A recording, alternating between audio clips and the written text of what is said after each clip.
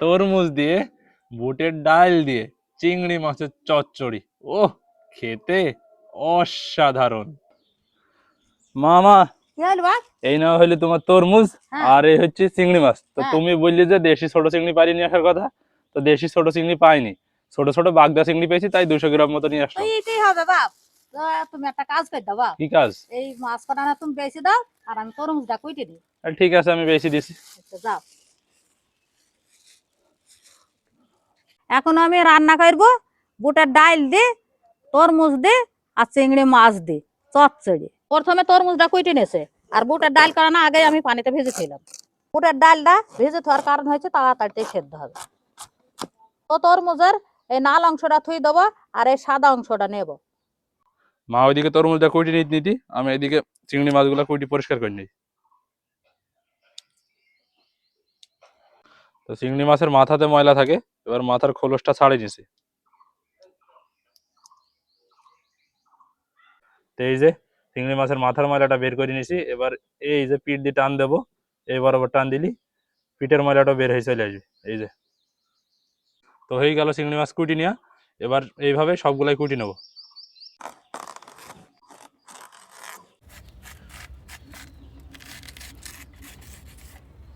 এই যে একটু না নেবো, আর একটু না থুই দেবো। এবার তরমুজের খোসাটা বিনে নেছে।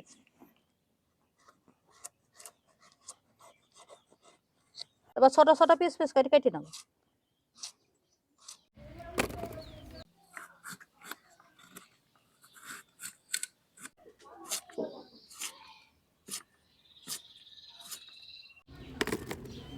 তরমুজ কুইটি নেওয়া হয়ে গেছে, এবার ধুই নিয়ে আসে।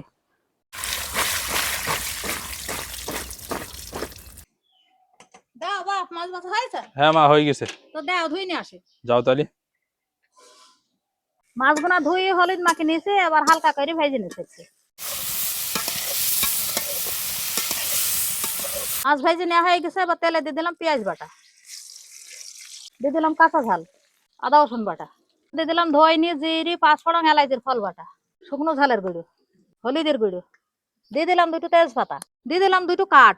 এবার ভালো করে মশলাটা কষে নেবো। মশলা কষে নেওয়া হয়ে গেছে, আবার ভেজে রাখা ডাল গুনা দিয়ে দিলাম। এবার একটু নেড়ে চেড়ে নিয়ে মদি দেবো। এবার ডালটা সেদ্ধ হওয়ার মতন মদি দিলাম। এবার আস্তে আস্তে জাল দিয়ে ডালটা সেদ্ধ করে নেবো। এই যে ডালটা আধ সেদ্ধ হয়ে গেছে, এবার স্বাদ মতো নুন দিয়ে দেবো। এই যে দিয়ে দিলাম স্বাদ মতো নুন। এবার দিয়ে দিলাম তরমুজ কোটা গোনা। নেড়ে সাড়ি তরমুজটা আউজি নেবো। নাড়াচাড়া করতে করতে তরমুজ দিয়ে পানি বেরিয়ে গেছে, এই পানিটাই তরকারি হয়ে যাবে। এটা আর আলাদা করে মন আসবে না। তরকারি প্রায় হয়ে গেছে, এবার চিংড়ি মাছগুনা দিয়ে দিলাম। এবার নেড়ে সাড়ি কিছুক্ষণ জাল দিয়ে নামিয়ে নেবো।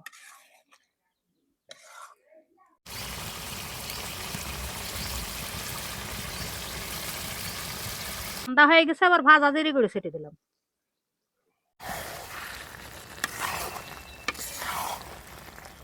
আন্দা হয়ে গেল তরমুজ দিয়ে চিংড়ি মাছের তরকারি, এবার নামিয়ে নিচ্ছে।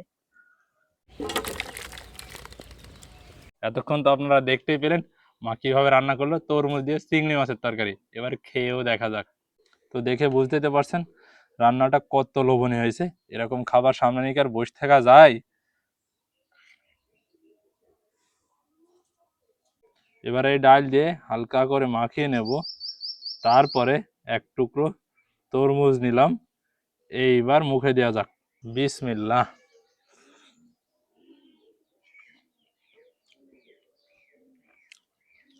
কি যে দারুণ হয়েছে, বইলি বোঝাইতে পারছি না। এই দেখেন তরমুজটা কত সুন্দর সিদ্ধ হয়েছে না? এই যে চাপ দিতেই আর স্বাদটা একবার দিয়ে মুখে মনে হয়েছে কেমন, অনেকটা যে কুমড়া থাকে না, চাল কুমড়া, অনেকটা সেরকম ধরনের। এই যে, তো আরো একবার মুখে দিই। মুখে দিতে যে একটা আলাদা রকমের তৃপ্তি, এটা বইলি বোঝাইতে পারবো না।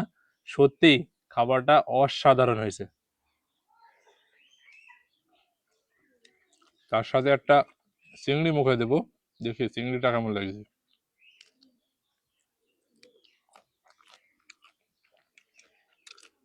ও, স্বাদটা যেন অন্য লেভেলে নিয়ে চলে গেছে। খেতে সব মিলি দারুণ দারুণ, কোনো কথা হবে না। তবে মা আমাকে বাজার থেকে তরমুজটা নিয়ে আসতে বলিল, একটু জালি দেখি। আমি যেটা পেয়েছি সেটা নিয়ে এসেছি, মানে খুব যে পাকা তাও না, তো আপনারা পাইলি মানে যদি এই রেসিপিটা ট্রাই করেন, আরো জালি তরমুজটা পাইলে ভালো হয়, ঠিক আছে? মানে সাদা অংশটা বেশি থাকে, ওই লাল অংশটা বাদ যাবে না। তো আমাদের তো লাল অংশটা বেশি বাদ দিতে হইল। তো আপনারা চাইলে অবশ্যই এরকম ভাবে ট্রাই করবেন, এর সাথে তুলনায় হয় না, এত সুন্দর হয়েছে মানে বইলি বোঝাতে পারবো না। প্রতি কামড়ে কামড়ে আলাদা একটা তৃপ্তি। তো আজকের ভিডিওটা এখানে শেষ করে দিছি। শুরু থেকে শেষ পর্যন্ত কে কে দেখেছেন অবশ্যই কমেন্টে জানাতে পারেন। আর রেসিপিটা ভালো লাগলে অবশ্যই একবার ট্রাই করে দেখবেন, আশা করি আপনাদের কাছেও ভালোই লাগবে। তো আজকের ভিডিওটা এখানে শেষ করে দিলাম। সবাই সুস্থ থাকবেন, ভালো থাকবেন, দেখা হবে নতুন কোনো ভিডিওতে। সবাইকে জানাই আল্লাহ হাফেজ।